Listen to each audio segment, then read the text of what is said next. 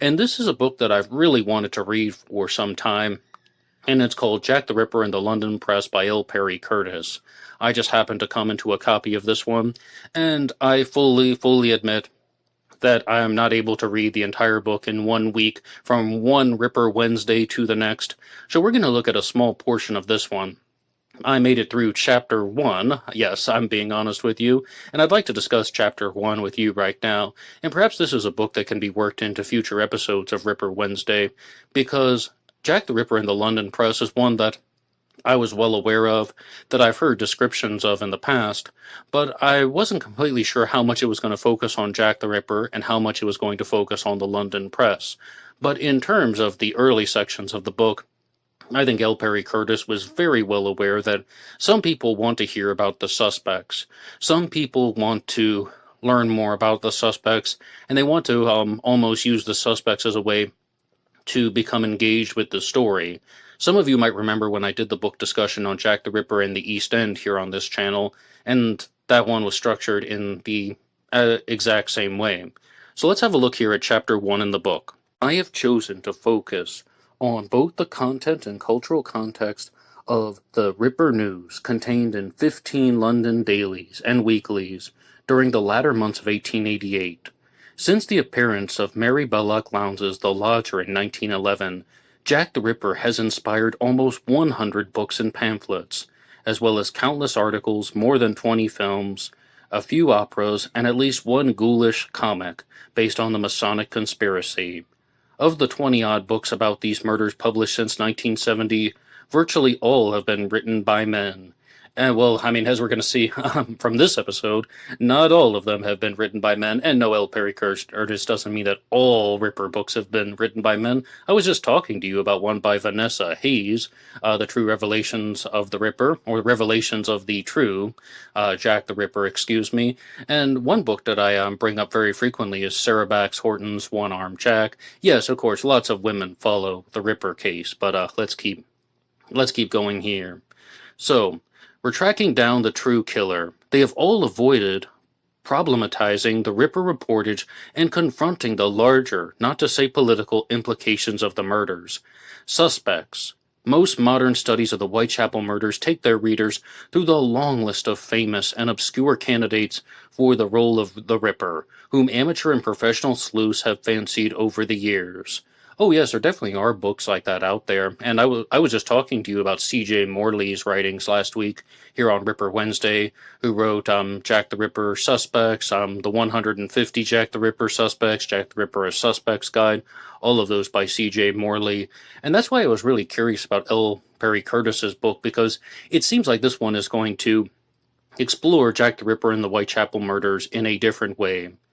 To this day, many Ripper buffs cling to the notion that Jack the Ripper was a gent, a West End professional, a governor, or tough, who wore an expensive coat and a top hat and was driven by misogyny, religious fanaticism, or venereal disease to destroy prostitutes. Among the most persistent and ludicrous myths is one of linking the murders to royalty. Well, let's also stop right there. I mean, because we have three major things here: misogyny, religious fanaticism, or venereal disease. Well, if your suspect is Dr. Thomas John Barnardo, absolutely it would be misogyny. If he's trying to do abusive things to women because his mother neglected him, and even if you're going to accept this whole angle of he's trying to get prostitutes off the street, that's still controlling women all the same. Religious fanaticism gets pulled into certain aspects of, like, perhaps the satanic conspiracies and so on. And venereal disease is actually one that I think is taken maybe more seriously in some of these circles. Jacob Levy was suffering from syphilis or perhaps another similar condition. And some people just think that Jack the Ripper contracted a venereal disease, most likely syphilis, and he was very upset about getting it from a prostitute. He thought that his life had been ruined, or maybe it was genuinely rotting his brain, so he wanted to attack other women. But there is something else that should be included in here. Let's see, misogyny, religious fanaticism, or venereal disease. Well, how about just being a psychopathic serial killer? Should that not be included? Not somebody who's dealing with schizophrenia, not somebody who's dealing with neurosyphilis, but a psychopath who stalked the areas and found vulnerable places that were more or less the dead spots of the city where he could commit murders and not get caught. Somebody who'd been paying a lot of attention and knew that he could get away with this because of the locations. But overall, though, I would still think that Jack the Ripper is somewhat of a misogynist.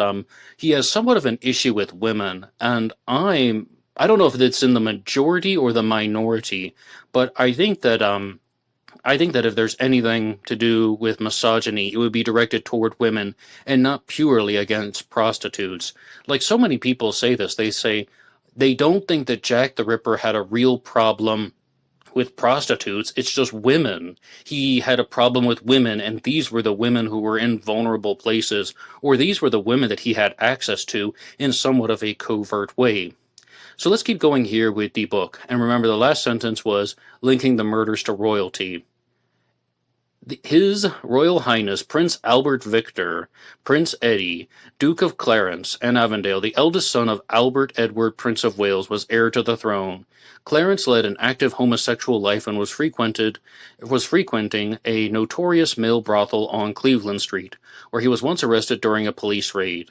Prolonged self-indulgence led to an early death, apparently from the effects of venereal disease acquired in the West Indies.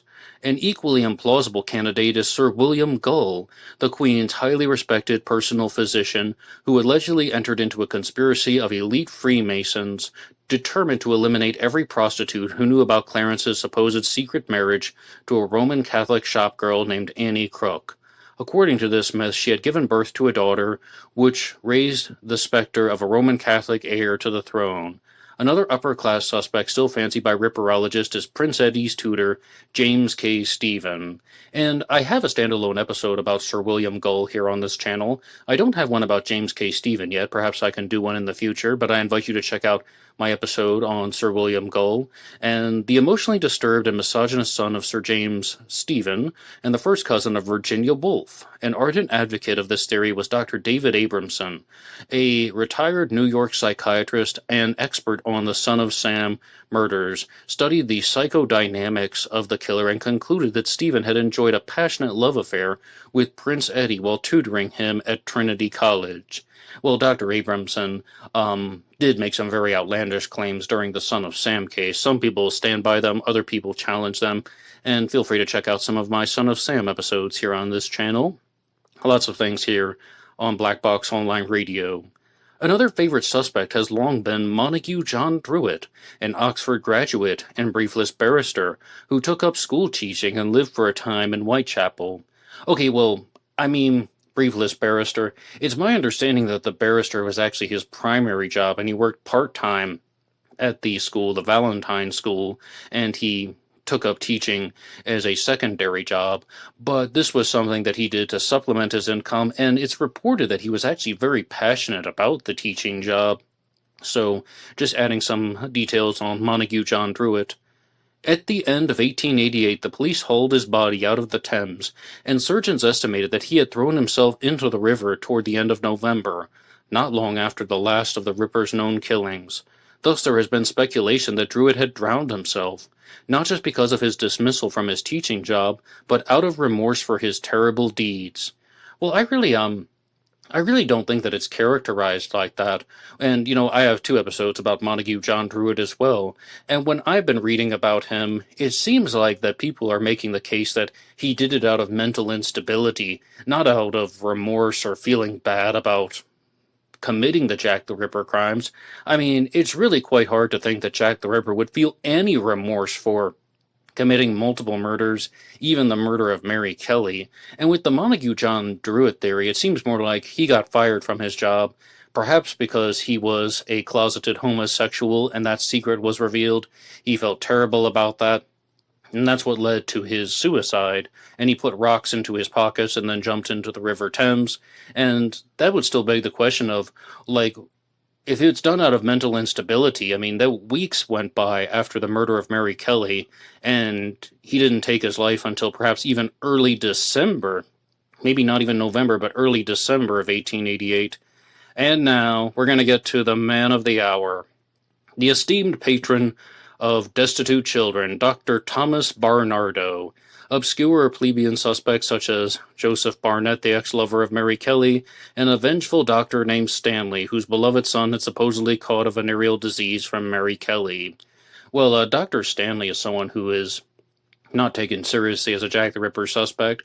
I've talked a lot about Joseph Barnett in the past, and Dr. Thomas Barnardo is really only getting one single sentence here dedicated to him in the book Jack the Ripper in the London Press.